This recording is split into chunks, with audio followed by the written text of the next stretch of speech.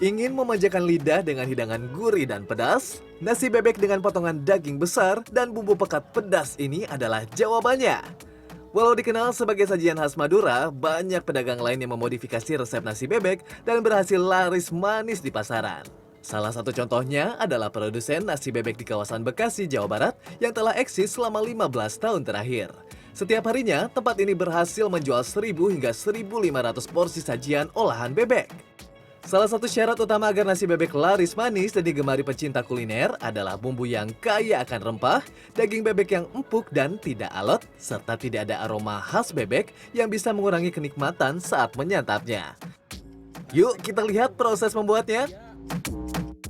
Selamat datang pemirsa di segmen Sehari Menjadi. Sudah lihat kan nasi bebek yang tadi menggiurkan banget. Nah, untuk mendapatkan nasi bebek yang enak itu nggak cuma diperlukan bahan-bahan bumbu yang berkualitas, tapi juga daging yang berkualitas.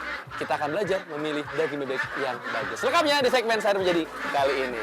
Banyak tuh bebeknya tuh. Wek, wek, wek, wek, wek, wek. Di tempat ini, ratusan ekor bebek hidup yang didatangkan dari Subang, Jawa Barat disortir terlebih dahulu dan dicek kesehatannya sebelum dipotong. Bang Irul, saya mau nanya, ini makannya apa Bang Irul? Ini pakan pur. Makannya pur. Nah ini kan sebetulnya sudah masuk ke wilayah pemotongan nih. Tapi kenapa harus ada yang dikasih makan dulu? Kalau nggak dimakanin ntar kurus. Memilih bebek yang sehat adalah kunci untuk mendapatkan hidangan nasi bebek yang lezat. Bebek yang sehat biasanya bersuara aktif, tidak serak, serta lincah. Hindari bebek yang lemas, lesu, atau bersuara serak karena ini bisa menandakan penyakit. Bebek yang sakit memiliki daging yang kurang berkualitas baik dari segi tekstur, rasa, maupun aroma. Penting juga untuk memisahkan dan merawat bebek yang sakit sebelum dipotong agar tidak menulari yang lain. Lanjut, bebek yang ideal untuk dimasak adalah bebek muda dengan usia sekitar 3-6 bulan. Pada usia ini, daging bebek masih empuk dan belum terlalu alot. Nah, ini yang sudah disembelih, direbus dulu fungsinya untuk apa, Bang Irul? Buat ngempukin bulu. Kalau mati langsung digiling, itu susah bulunya kalau hilangnya. Sesudah itu, masukkan bebek ke dalam chicken plucker machine atau yang bisa disebut sebagai mesin pencabut bulu ayam.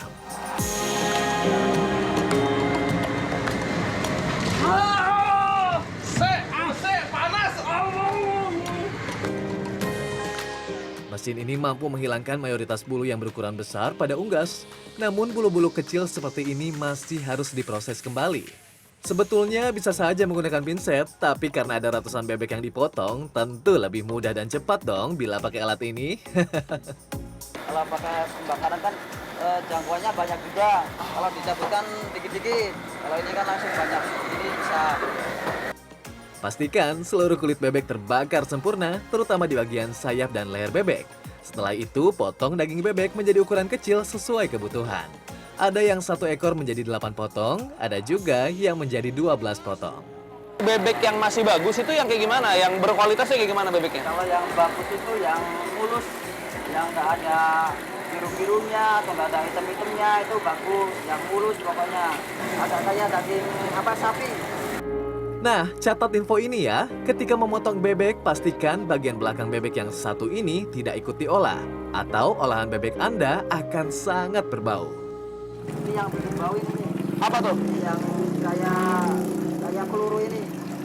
Nah, ini yang bikin bau ini. Setelah itu, bebek dikemas dan dibawa ke tempat pemasakan nasi bebek. Oke. Nah ini yang sudah dipotong dan akan dikirim ke tempat-tempat pengolahan. Dan pemasakan ya. Dan karena kita mau ke dapur, habis dari kandang bajunya kita ganti baju dulu, oke? Sudah geser sedikit, sudah ganti baju biar nggak bekas bau kandang. Nah ini bebek-bebeknya sudah disiapkan untuk diolah menjadi nasi bebek yang gurih dan lezat. Mas, ini langsung olah bebek apa gimana, Mas? Bikin bumbu aja dulu. Bikin bumbu dulu. Iya. Oke, kalau gitu kita bikin dulu bumbunya sebelum kita makan nasi bebek yang. Oke, kita lanjut. Ini adalah rempah-rempah yang digunakan untuk membuat racikan sambal bebek yang gurih dan pedas menggigit. Pertama-tama haluskan kemiri, lada putih, ketumbar, jahe, lengkuas, dan kunyit. Ini kenapa harus pakai kunyit nih, Mas? Kunyit itu biar nggak bau amis sama biar bebeknya nggak pucat. Langkah selanjutnya, siapkan bumbu halus kedua yang terdiri dari bawang putih, jahe, dan lengkuas. Setelah itu, masukkan bebek yang telah dipotong dan dicuci bersih ke dalam wajan berukuran besar. Dan tuang seluruh bumbu yang telah halus sempurna. Ungkep bebek selama 1 jam dengan api kecil, tambahkan juga garam dan penyedap rasa. Kalau lagi ngungkep gini, saya diajarin Mas ya, kuncinya adalah rata nih Mas. Kalau nggak rata nanti dia warnanya nggak bagus, ada yang belang. Dan takutnya garamnya tidak menyerap sempurna ke setiap bebek. Ntar ada yang asin, ada yang kagak ada rasa bumbunya. Sambil menanti proses ungkep selesai dan bebek menyerap bumbu dengan sempurna, haluskan beberapa bahan lain. Blender kasar bawang merah dan cabai rawit merah. Ya, tekstur bawang merah dan cabai diharapkan terasa pada setiap gigitan. Jadi, untuk bumbu yang satu ini cukup di blender kasar saja ya. Lanjut, aduk bersamaan dengan bebek yang sudah setengah matang. Setelah kurang lebih 3 jam dimasak dalam api kecil, sebagian bebek sudah matang sempurna. Ini dipilihin dulu. Dipilihin dulu? Iya, dipilihin yang matang dulu. Soalnya kadang ada yang merata, kadang enggak gitu. Takutnya kalau belum matang jadi Banyak komplainan ya. Biasa kalau kurang matang ya keras ya, Tom? Iya. Ciri-ciri bebek yang sudah siap digoreng adalah warna kuning khas kunyit sudah menyerap sempurna hingga ke dalam daging. Ternyata ketika sudah matang seperti ini, sajian bebek sudah bisa disantap. Nama menunya bebek rica mercon. Sebagian bumbu ungkepan bebek dipisahkan untuk diolah menjadi sambal rica mercon yang pedas membara. Sementara itu, untuk membuat bumbu khas nasi bebek, kita akan menggunakan sisa bumbu ungkepan yang telah meresap sempurna ke dalam daging bebek. Langkah pertama, pisahkan minyaknya terlebih dahulu.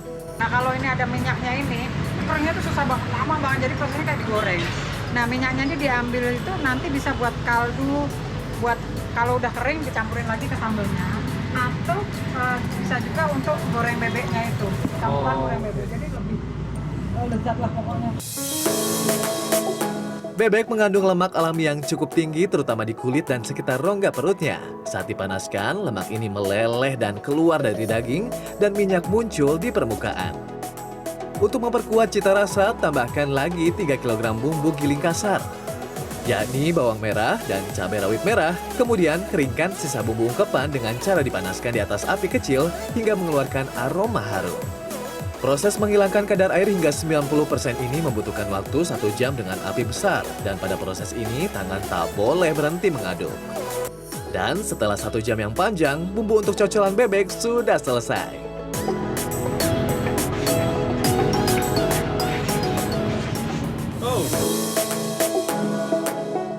Menjelang jam makan siang, rumah makan ini semakin ramai dikunjungi pelanggan. Dan jangan lupa ketika menggoreng bebek, tambahkan minyak yang berasal dari ungkepan daging bebek ya, agar cita rasanya semakin gurih dan mantap. Empuk, yang pasti ya empuk gitu kan, terus bumbunya meresap, terus apalagi sambalnya tuh, waduh, the best deh. Rasanya gurih, bumbunya juga meresap. Pas dah di mulut pokoknya. Terjangkau kok mas, sesuai sama rasa, ada harga gitu deh. Harga seporsi nasi bebek lengkap dengan sambal, tahu, terong, lalapan plus nasi putih dipatok Rp28.000. Tapi kalau mau bebeknya saja, baik bebek rica mercon maupun bebek goreng, cukup merogoh kocek Rp18.000. Nah ini teksturnya yang saya suka nih. Dia agak sedikit chewy, tapi bukan yang keras alot, tapi dia gak sampai selembut itu. Nah, ini yang saya suka, jadi ketika dikunyah itu masih ada kenyal-kenyal, sensasi bebeknya masih ada, tapi bukan yang bikin behel saya berantakan misalnya, enggak. Ini mantep, pakai nasi baru pas dan pakai sambal. Mana sambal saya? Ini sambal, ini bebek. Dan waktunya menyantap bebek rica mercon.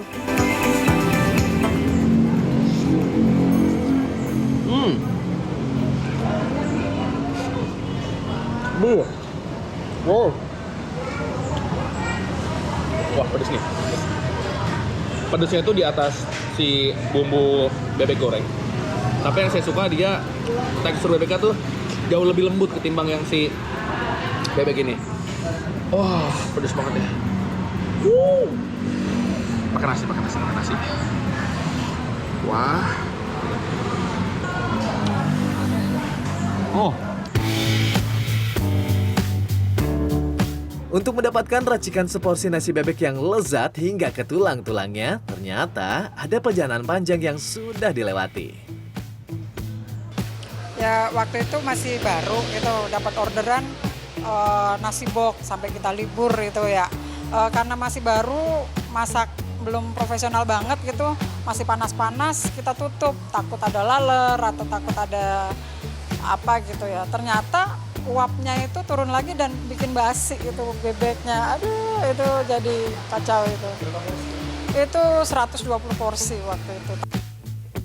Dan pengalaman paling pahit yang pernah dijalani pemilik bisnis di tempat ini adalah kegagalan produksi yang mencapai kerugian hingga puluhan juta rupiah.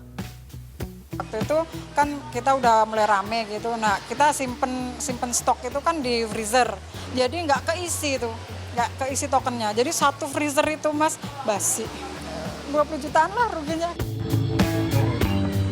Wah, pemirsa, rasa-rasanya satu porsi nasi tidak akan cukup nih buat saya.